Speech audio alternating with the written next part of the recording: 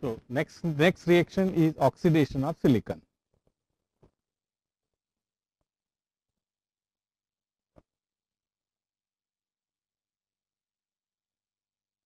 In fact, we are considering silicon oxygen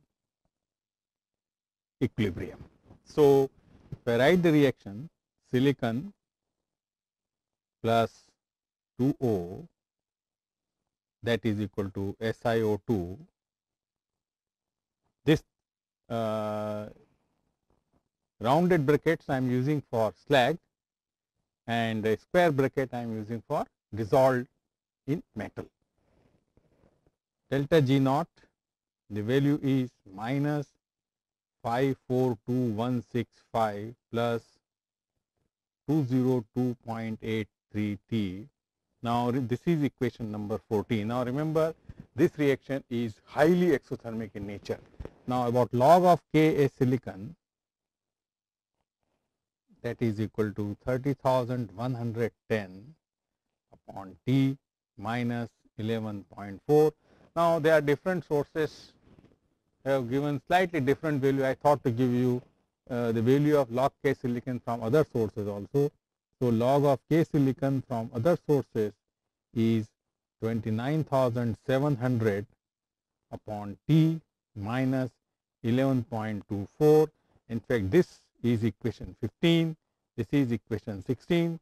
15 I have taken from the book of Ghosh and Chatterjee, the reference I have given at the end of this lecture.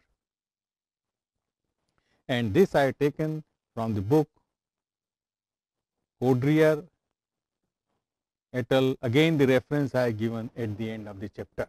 So, now if I just calculate the value of, say, let us say now I calculate K silicon, for example, at temperature 1873, then K silicon that comes around 4.74 into 10 to the power 4, and if I calculate T 1773, then I get K silicon that is equal to 3.82 into 10 to the power 5, and this is from equation 15.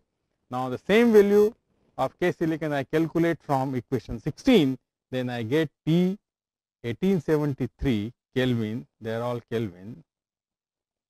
Then K silicon is here 4.14 into 10 to the power 4, and at temperature 1773 Kelvin, K silicon that is equal to 3.24 into 10 to the power 5. So, this is from 16. So, what I wanted to tell you that you may be come across with the different sources and you may get slightly different value.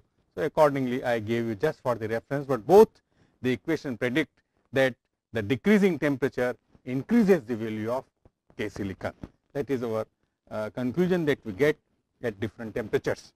Now, if I write down the value of K from equation 14, then I get K silicon that is equal to activity of SiO2 in slag. Recall wet percent silicon in metal into wet percent O square, and let us put it this equation as 17. Now, if I write, say, wet percent silicon wet percent oxygen square, that is equal to activity of SiO2 upon K silicon. Let us put this equation as 16. So, we can see that oxidation of silicon is favored at low temperature. So, if I put the value of K, for example, K silicon at 1773, then wet percent silicon into wet percent square, that is equal to activity of SiO2 upon 3.24 into 10 to the power 5, and let us take it this equation is 19. So, we write down now wet percent oxygen, that is equal to 0.308 into 10 to the power minus 5 upon wet percent silicon, raised to the power 1 by half. So, if I plot now say weight percent oxygen against weight percent silicon, now this will be for 1773 Kelvin or 1500 degree Celsius, then I will get a straight line with the slope equal to minus half. So, all that it says that increase in silicon decreases the oxygen as this equation predicts. Now, if I take another temperature, for example 1800 degree centigrade, then probably then I may get this particular equation, that is increase in temperature, it does not allow silicon reaction to proceed. That means, a decrease in temperature favors the reaction of silicon. Also, if we see this equation number 17, we see that if we decrease the activity of SiO2, then silicon reaction is favored. So, what we can conclude from here, that in steel refining, silicon oxidation is very fast and silicon oxidized before any other impurities, because the heat of formation of SiO2 is very large, that means highly exothermic reaction. Second thing is that low temperature favors silicon oxidation,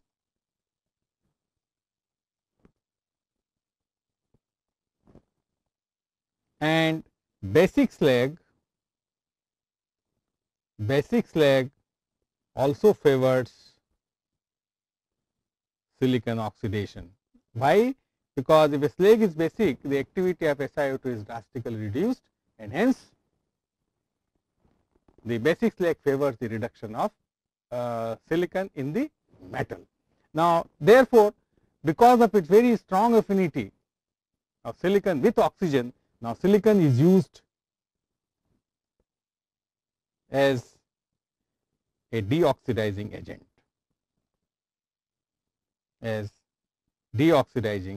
also. Now, for example, if a steel making with acid slag, the activity of SiO2 is very high, and hence silicon reduction or the silicon oxidation, it does not proceed that fast as compared to when you have the basic slag. Now, next let us consider the carbon oxygen equilibrium.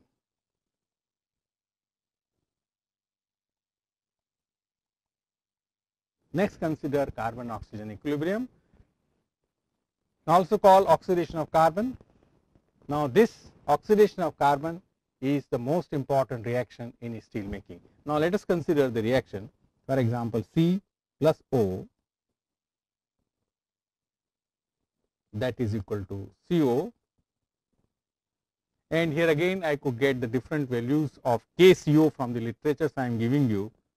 Use a log of KCO, that is equal to 1305 upon T plus 1.979. Now, if I calculate at 1873 Kelvin, the value of KCO, that it comes equal to 474. Let us call this equation as 21. Now, if I take another source, say, which gives log of KCO, that is equal to 1056 upon T plus 2.13. Now, here I get KCO 494. If I take even another source, log of KCO, that is equal to 1160 upon T plus 2.003, here I get KCO is equal to 419. Now, what I wanted to say, that depending on the source, these value of KCO it may differ, and the reference of all the source I have given in the at the end of the lecture under the term references for further reading. Now, to understand the carbon oxygen equilibrium, let us write down the value of K. So, KCO, that will be equal to PCO upon HC into HO. Now, recall the solute elements in liquid steel, they obey Henry law. So, accordingly, I will write down PCO FC into wet percent carbon FO wet percent oxygen, and let us call this equation as 22. Now, assuming say activity coefficient of carbon and oxygen in liquid still to be unity, however, this value may not be unity, but for the sake of calculation and understanding, let us take that Fc is equal to Fo, that is equal to 1, and if I substitute that value into the equation number 22, then I get wet percent carbon into wet percent oxygen, that is equal to PCO upon KCO. Now, this equation suggests that the product of wet percent carbon and wet percent oxygen, it depends upon partial pressure of carbon monoxide and the value of KCO. Now, if we take for example PCO, let us take it 1 atmosphere, and let us take the value of KCO, that is equal to for example 474. Now, if we do that, then what we get from here, that wet percent C into wet percent O, that is equal to 1 upon 474. Now, this value of 474 is at 1873 Kelvin. What we can do? We can plot.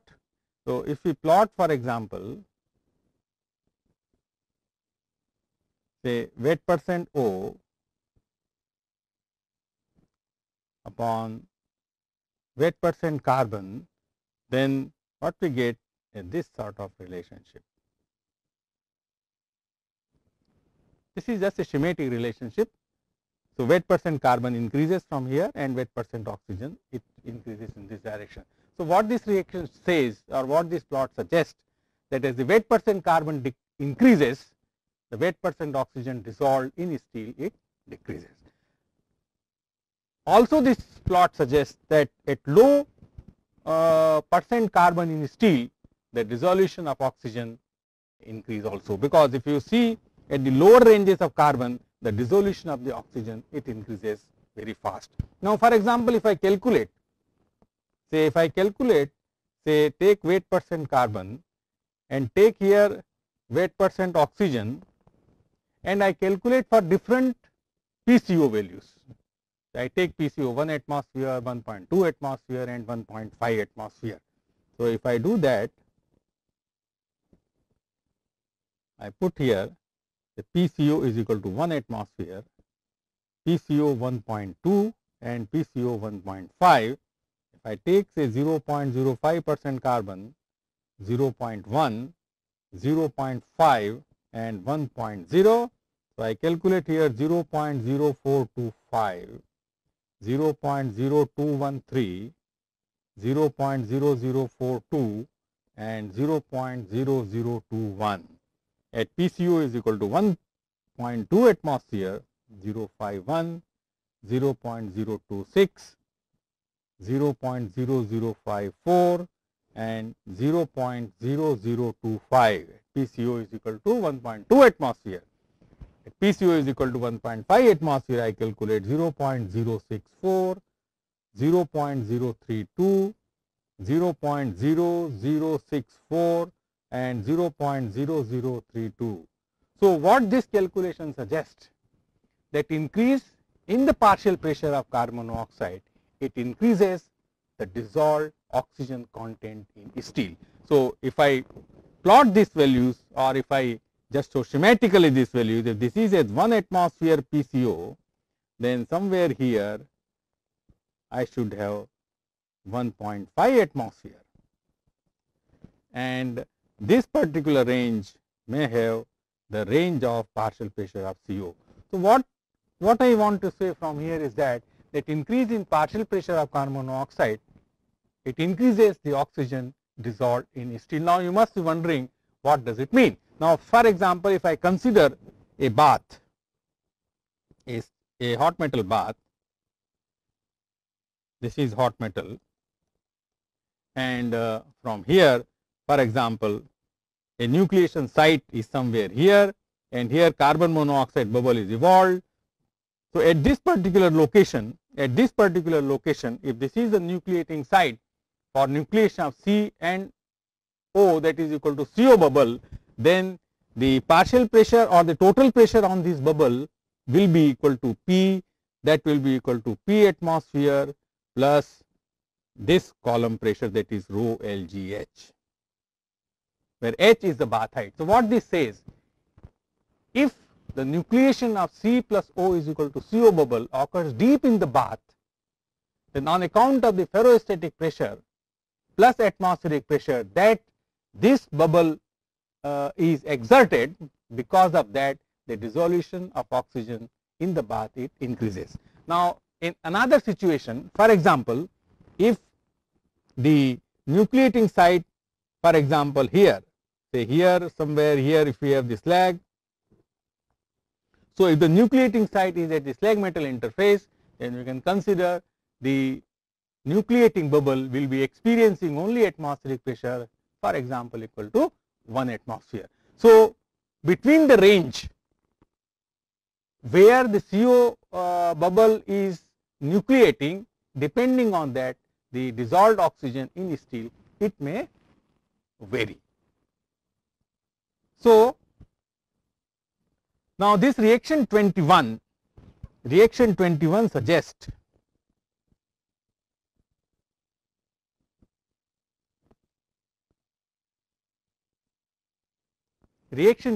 suggests what it suggests. Say 12 kg carbon produces 22.4 meter cube carbon monoxide at 1 atmospheric pressure and 273 Kelvin. Therefore, 1 kg carbon produces 1.87 meter cube carbon monoxide at 1 atmospheric pressure and 273 Kelvin. This particular volume of CO at 1873, it will become 12.83 meter cube CO at 1 atmosphere and 1873 Kelvin. That is 1 kg carbon produces 12.83 meter cube CO at 1 atmospheric pressure and 1873 Kelvin. Now, suppose if I have 1000 kg hot metal which contains a 4% carbon and produces 0.2% carbon steel, then what I am doing? Then I am removing 38 kg of carbon. Now, this 38 kg of carbon, so removed carbon that is equal to 38 kg. Now, this 38 kg of carbon,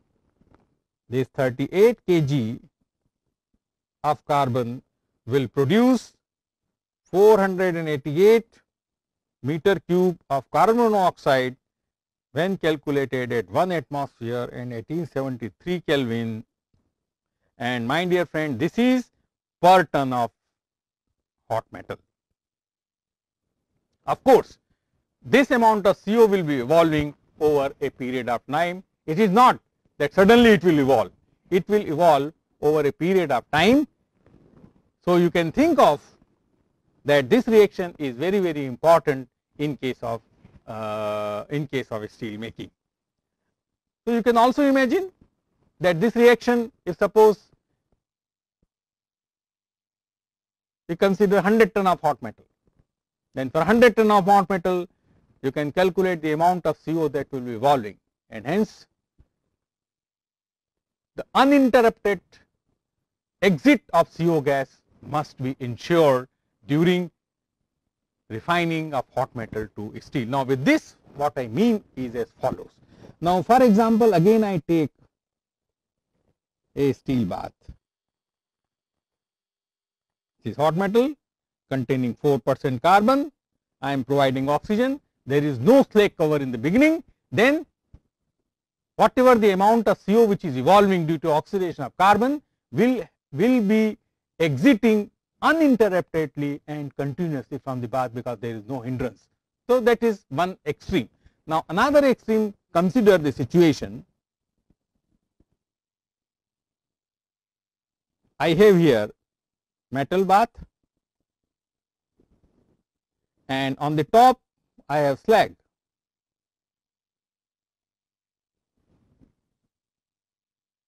Slag will form because you supply oxygen, iron will oxidize to FeO. So, now the amount of CO that we calculate over the period of time, it should find its path for the exit uninterruptedly and continuously. That means, the slag cover which is on the top of the molten steel, it should not hinder the free passage of carbon monoxide. If it does, then slag will foam, and if no care is being taken, then slag will come out from the vessel, and that is a very, that is not at all desired for refining of hot metal to steel. Now, another situation you can also consider, for example, if say nucleating site is at the slag metal interface, then the bubbles will not have sufficient time to grow. The bubbles will be smaller in size, on account of which the slag will foam. In another situation, if the carbon oxygen reaction is deep seated in the bath, that is somewhere here, then the carbon monoxide bubble will have sufficient time to grow, their size will be greater, and hence they will find an easy escape. What I wanted to communicate here, that this carbon oxygen reaction is very important, because carbon monoxide is a gaseous product. If its exit is interrupted by some way, it can be interrupted, for example, by the viscosity of the slag. If the slag is highly viscous, then the bubbles are trapped into the slag and the slag will foam, and that is not at all a desired. So, what is being important, that for the gaseous product to exit, if the bath is covered by slag cover, the slag should have the properties which provide an easy escape of CO bubble during the entire refining period, because a large volume of CO bubble will be evolving, as you have seen in this particular calculation. Number one. Number two, since the carbon monoxide, it forms a gas, on its exit from the bath to the atmosphere, it will also provide stirring to the bath. So, what I mean to say, that this CO reaction or the product CO which is forming, it will provide bath stirring.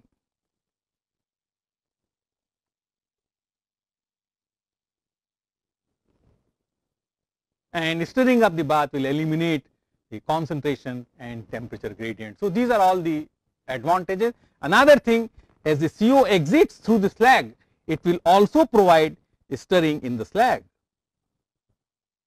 It will also provide stirring in the slag.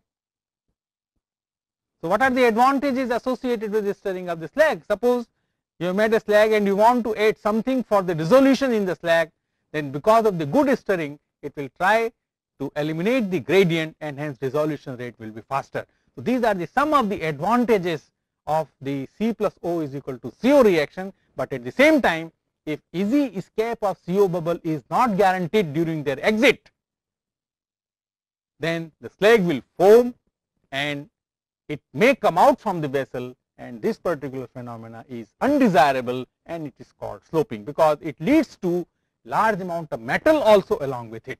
So, that point is to be kept in mind while we convert this knowledge into the practice. Now, say another important reaction that also can occur is carbon with the FeO. So, for example, carbon plus FeO, that is equal to CO plus Fe. Let us take this reaction as 23. Now, this reaction may cause slag to foam. Why? Because this reaction will be occurring at the slag metal interface or within the slag. The bubbles will not have a sufficient time to grow, their size will be smaller, on account of which the slag may foam if the properties of slag are not suitable for the easy escape of the carbon monoxide bubble.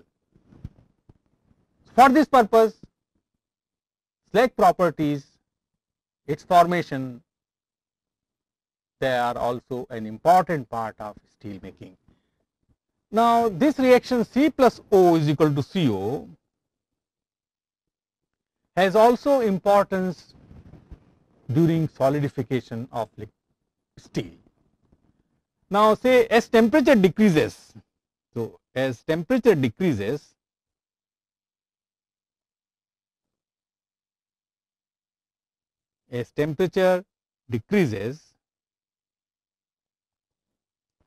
for example, KCO, it increases from 474 at 1873 Kelvin to 516 at 1773 Kelvin. What does it mean? So, increase in K will decrease wet percent carbon into wet percent oxygen, as you can note from the equilibrium reaction. What does it mean? If the wet percent carbon and wet percent oxygen decreases with the decrease in temperature, then CO evolution will occur during solidification, because when the steel solidifies, the temperature decreases. On account of decrease in temperature, because of the equilibrium consideration, the carbon monoxide reaction will occur during solidification, and this phenomena is called rimming reaction.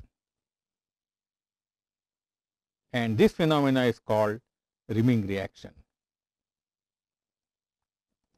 So, let us consider the next reaction, oxidation of phosphorus.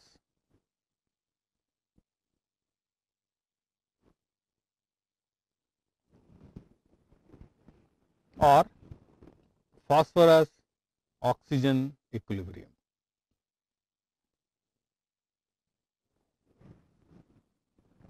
That is 2P in metal plus 5O, that is equal to P2O5 in slag. Log of Kp, that is equal to T minus 27.96. This is called equation number 24. Now, again I could get another source also, which says this ln Kp, that is equal to 84851 upon T minus 66.9. Now, remember, this equation is ln. The earlier equation is in terms of log. So, if you calculate from both these values at a particular temperature, the value of K will come slightly different, but the trend of prediction with the temperature is same in both cases. Only I want to give you, depending on the source which you take for your calculation, the values may differ slightly. Now, for this reaction, delta G naught, that is equal to minus 740375 plus 535.365 T.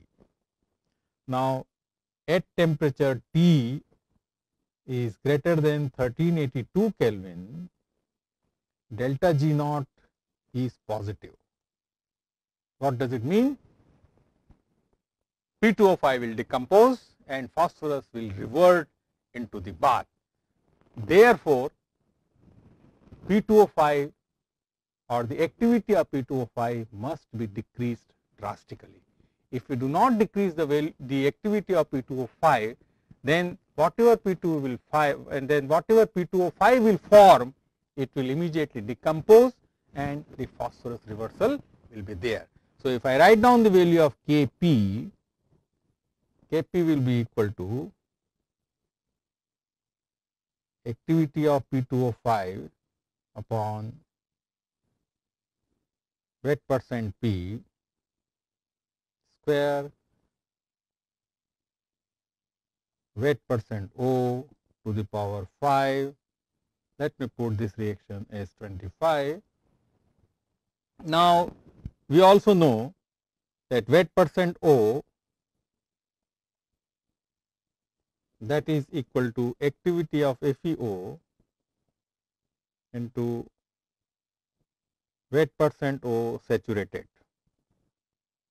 Take it 26, and in the earlier lecture we have seen log of percent O saturated,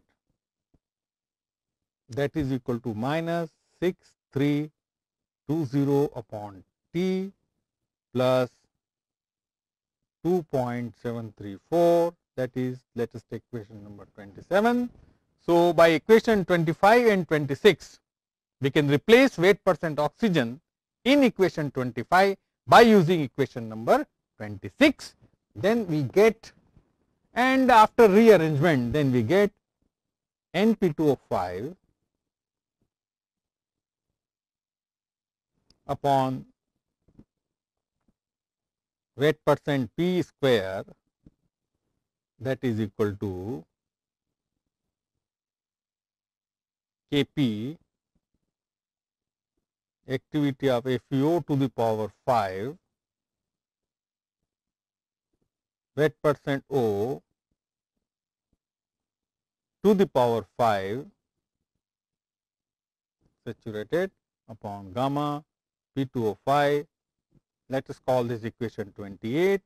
What I have done in this equation, I replaced activity of P2O5, that is equal to Np2O5 into gamma P2O5. Now, on the assumption that the slag obeys the Raoult's law, and hence gamma P2O5 is the activity coefficient of P2O5. Now, this ratio Np2O5 upon wet percent P to the power square, it denotes the dephosphorization index, that is, this ratio you can call, I am just writing DEP means dephosphorization, this is dephosphorization index, because Np2O5 is approximately proportional to wet percent phosphorus in slag. You can call this ratio dephosphorization index or coefficient of phosphorus partition or dephosphorization ratio, whichever way is convenient to you. What we want? Higher values of Np2O5 upon wet percent P needs low value of gamma P2O5, because we want to remove phosphorus from the hot metal. If you want to remove phosphorus from the hot metal, then the ratio Np2O5 upon wet percent P must be very large, and in order that this ratio should be large, gamma P2O5 should be very low for a given activity of FeO and given dissolved oxygen content in the bath. Now, let us consider, say, a situation.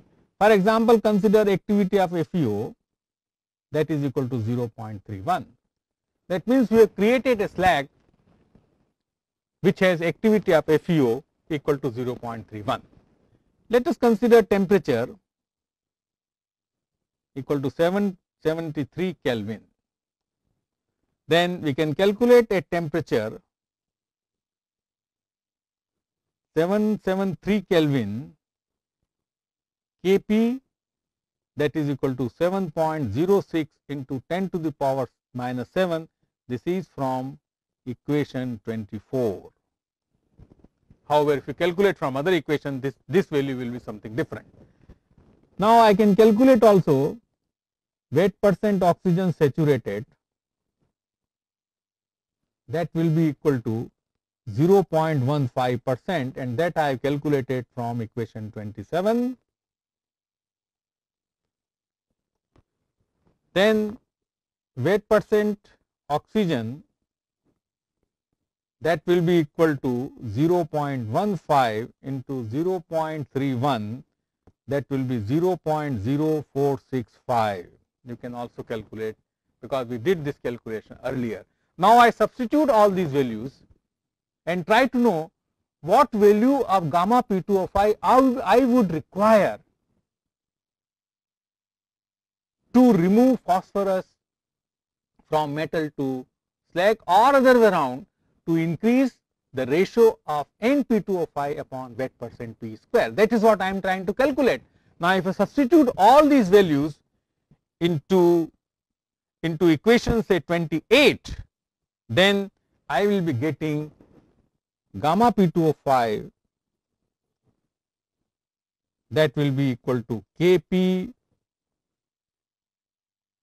activity of FeO to the power 5 wet percent O to the power 5 into wet percent P to the power square upon Np2O5. Now this equation I just rearranged the equation 28. Now suppose I consider say Np2O5, say this is 0.01. Percent phosphorus I consider let us say 0.1. Now if I substitute all these values into this, then I will get gamma P2O5 that comes out to be equal to 1.53 into 10 to the power minus 13. Such a low value of gamma P2O5 can be attained by a basic slag. Since basic slag has a strong affinity with P2O5, so the activity coefficient of P2O5 can be drastically reduced. Now the differential basic oxides have different ability to lower gamma P2O5 as shown in the following equation. Log gamma P2O5 that is equal to minus 24.64 NCaO plus 0.682 NMgO plus 0.591 NMNO plus 0.545 NFeO minus 0.091 NSiO2 minus 42,000 T, now here T is in Kelvin, plus 23.58, and this is equation number 30. Now in the equation 30 you see that MgO is around 0.682 times as effective as that of calcium oxide. That means if the calcium oxide effectivity is 1, then MgO is only 0.68 times as effective as that of calcium oxide. So in relation to this, the basicity is defined, basicity can be defined as equal to wet percent CaO plus 2 by 3 wet percent MgO upon wet percent SiO2 plus wet percent P2O5, and this is equation number 31. This basicity in this particular form, it expresses the effectivity of different basic oxides on, for example, dephosphorization. As you see from this equation 30, that MgO is only 0.68 times effective as that of calcium oxide, MnO is 0.59 times effective, FeO is of the similar order of magnitude, whereas SiO2 has a negative influence on dephosphorization. This is the important thing. Na2O and BaO, they are even stronger than calcium oxide, but they corrode the lining and hence they are not very often used in the practice. Consider a slag. Say consider a slag NCaO, let us take it equal to 0.56, NMgO 0.12, NMNO 0.06, NFeO that is equal to 0.1, and NSiO2 that is equal to 0.16, and the basicity as defined by percent CaO upon percent SiO2 that is equal to 0.35, or we can say NCaO upon NSiO2 is equal to 3.5. Now, let us calculate gamma P2O5 at different temperatures. Let us calculate gamma P2O5 at different temperatures. So, for example, I take here temperature, I take here log gamma P2O5 and I calculate here gamma P2O5. I take 3 temperatures 1773 Kelvin, 1823 Kelvin and 1873 Kelvin. I calculate log gamma P2O5 minus 17.76 minus 17.11 minus 16.49. Gamma P2O5 is 1.74 into 10 to the power minus 18 and 78 into 10 to the power minus 18 and 3.21 into 10 to the power minus 17. Now, what is the conclusion? Conclusion is that log gamma P2O5 and hence gamma P2O5 increases with increase in temperature, with increase in temperature. So, what does it follow from here? That low temperature favors dephosphorization, as I have said many times that the low temperature favors the dephosphorization, and the calculation also shows, because one of the essential conditions for dephosphorization is drastically reduced activity of P2O5. So, the low temperature favors the dephosphorization. Now, let us show the effect of FeO and CaO. What is the effect of FeO and CaO on dephosphorization? Now, remember, phosphorus is a slag metal reaction. Phosphorus is a slag metal reaction. Now, with this I mean that the removal of phosphorus requires the presence of slag, number 1. Number 2, slag should also provide enough amount of oxygen for the reaction phosphorus to convert to P2O5. So, that is why it is called as a slag metal reaction. Now, as regards the nature of FeO, FeO in fact it can provide oxygen for the reaction, that means it can maintain oxidizing atmosphere. It is also basic in nature. However, it is weak base as compared to, for example, calcium oxide. So, in its role of oxidizing atmosphere, we can write down the reaction, say 2P plus 5FeO that is equal to P2O5 plus 5 iron. So, in this reaction FeO is providing oxygen to react with phosphorus and to get P2O5. Now, as regards calcium oxide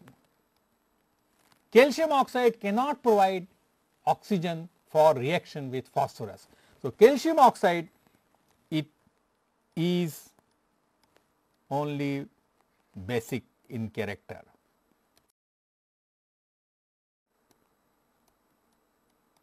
Now, from the definition of basicity, it is the number of oxygen ions, that means calcium oxide can provide oxygen ions for the requirement of the reaction.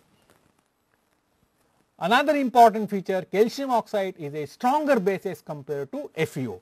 So, if you write down the reaction, now total reaction 2P plus 5FeO plus 3CaO, that will be equal to 3CaO P2O5 plus 5 iron. Now, in this particular reaction, FeO, though it supplies oxygen for reaction with phosphorus, but it also plays the role of basicity. So, that means FeO has a dual role. FeO has a dual role, as I pointed out, oxidizing as well as basic, but weaker basic than calcium oxide. So, if any point of time of the reaction, if FeO replaces calcium oxide, then the dephosphorylation will decrease, because FeO is a weaker base than calcium oxide. Now, this effect is illustrated in the following figure. So, if I plot now here, if I plot wet percent FeO against percentage P2O5 in slag upon percentage phosphorus in metal, that is the dephosphorylation or index of dephosphorylation or coefficient of partition of phosphorus between slag and metal, whichever way you want to call. What I am plotting? I am plotting dephosphorylation index as a function of weight percent FeO. Of course, here is 0, here it is 0, as a function of basicity. So, basicity is defined here as B, that is equal to weight percent CaO upon weight percent SiO2. So, if I plot now for different V bar basicity ratios, so there, say for example, B, that is equal to 2, this is for example B is equal to 3, and this is for example B is equal to for example 4. Now, what this particular presentation indicates? First, it indicates that as wet percent FeO increases, the dephosphorylation index, it increases, reaches up to a maximum value, and after the maximum value, further increase in FeO, it decreases the dephosphorylation index. Now, this particular observation is valid for all basicities of slag. Now, what does it mean? That means, if we consider for example, a nature of variation for basicity equal to 4. As we increase the weight percent of FeO, the initial increase of dephosphorylation up to a certain optimum value of FeO, and then it further decreases after reaching the optimum value with the increase in the FeO content of the slag. Now, initial increase is because of the oxidizing effect of FeO. After reaching the maximum value, the concentration of FeO or the percentage of FeO in the slag increases, on account of which the FeO begins to replace calcium oxide, and FeO is a weak base as compared to calcium oxide. Therefore, the dephosphorylation again decreases beyond certain optimum value of percentage of FeO. That means, FeO has a dual role, one is oxidizing, and in the decreasing mode where dephosphorylation decreases, FeO, it dilutes the effect of calcium oxide. So, in fact, this optimum FeO is around 15 to 20% of FeO. So, that is what about the effect of FeO and CO. Now, summarizing this, summarizing the phosphorus reaction. Summarizing phosphorus reaction, you can write down 2P plus 5FeO plus 3CaO, that is equal to 3CaOP2O5 plus 5 iron, or in the ionic form we can also put it 2P plus 5O plus 3O2 minus, that is equal to 2PO4 3 minus. So, if I write down the value of K, K will be equal to activity 3CaO P2O5 plus activity of iron to the power 5 upon activity cube of calcium oxide upon activity 5 FeO upon activity square upon phosphorus. Now, this is in the slag, this is in the metal, this is in the slag, this is in the metal, and this is in the slag.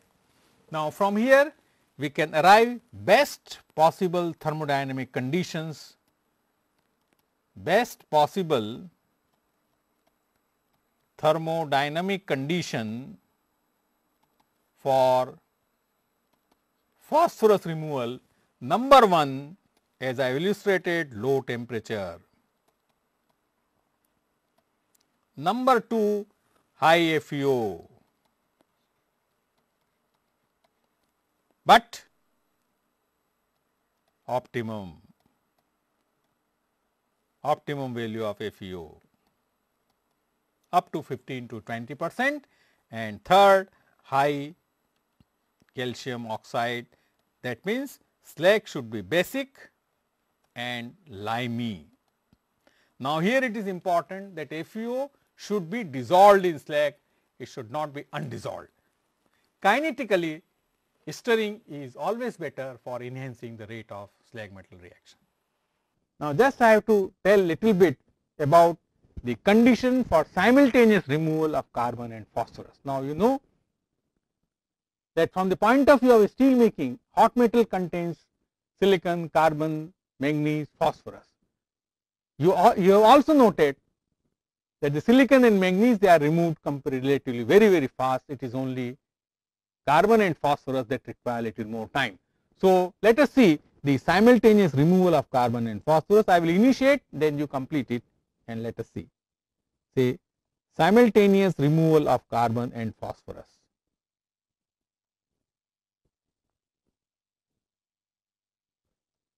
For that, we write down the reaction C plus O, that is equal to CO.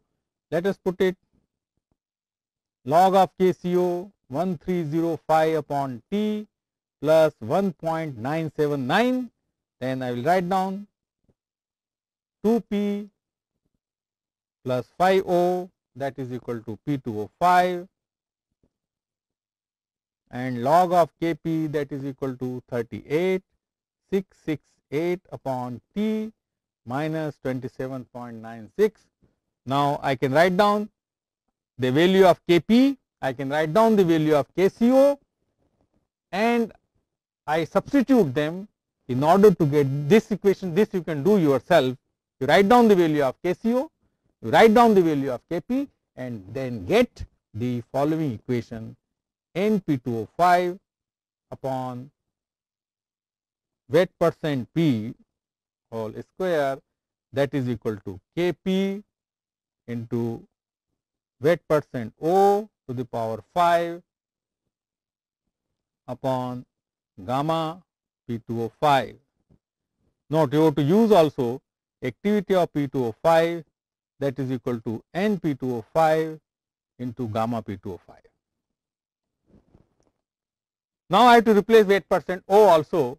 Already I have given the equation. So, if I do that and if I substitute that value of wet percent O over here, and I try to get this equation gamma P2O5, that will be equal to Kp into wet percent P whole square upon KCO to the power 5,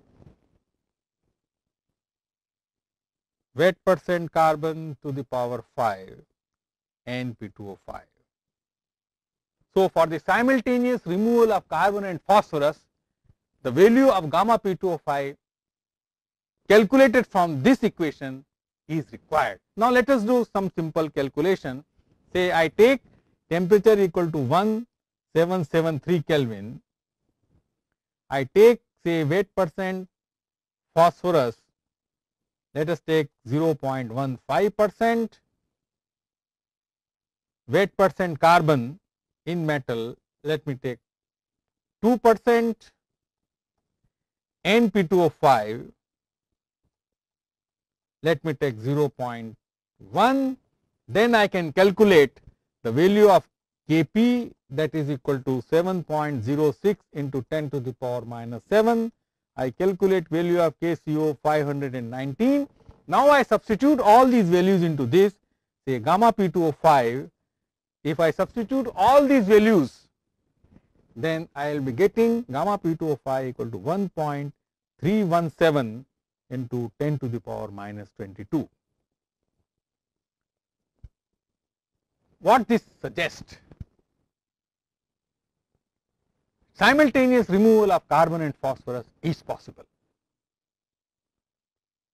It is possible only when the activity of P2O5 is drastically reduced, then the carbon reaction and phosphorus reaction can take place together. Now, as here itself I can illustrate what will happen if I increase the temperature. Now, suppose if I increase temperature to 1873 Kelvin, then Kp, that is equal to 4.08 into 10 to the power minus 8, KCO, that is equal to 474, and then the gamma P2O5 which I will require, that is equal to 1.42 into 10 to the power minus 23. That is, if you go for a little higher temperature, phosphorus reaction may occur, but then you still require a very large reduction in the value of gamma P2O5. Therefore, for the simultaneous removal of carbon and phosphorus, one has to see a slag which has a very low value of gamma P2O5 is formed, and then carbon and phosphorus reaction may be allowed to take place simultaneously such that the carbon removal is slightly delayed as compared to the phosphorus removal. So, that point you should remember. I will be needing it when we will go in the modern steel making practice. Now, I will give you the references and the questions for self assessment. Now, here are some questions for your self assessment on the oxidizing reactions. What is the principle of steel making? Write the chemical reactions occurring during refining of hot metal to steel at slag metal interface and gas metal interface. Already I have given. Second, what are the essential requirements for removal of phosphorus from hot metal in steel making? Right now we have discussed. Mention the importance of CO reaction in steel making and in solidification. Both things I have discussed. One way is provide good agitation and it provides a rimming reaction during solidification. Is it possible to remove carbon and phosphorus from hot metal simultaneously? Explain. Just now I discussed in brief, that is towards the end of the lecture. I will request you to write down the equilibrium values, to calculate and get a feel that the simultaneous removal of carbon and phosphorus is possible only when the activity of P2O5 is drastically reduced, and that is the secret of success of modern steel making practice. Discuss the conditions for reduction of manganese from slag to metal. Calculate the amount of CO evolved during refining of 100 ton hot metal containing 4% carbon to steel containing 0.2% carbon. Analyze the answer in terms of operation. Now, all that I wanted you to understand how much amount of CO will be evolved and what is its implication in terms of foaming of the slag, in terms of easy escaping tendency from the atmosphere. 7. Discuss the physical significance of activity and activity coefficient of an element or compound in solution with reference to chemical reaction. Only thing I want you to stress to know the physical meaning of activity. Anything which is free, it is highly active. Anything which is not free is not active, and hence its activity will be reduced. So, it is in that term you have to understand activity and activity coefficient. Say I wrote here good luck. Now, these are the references for further reading.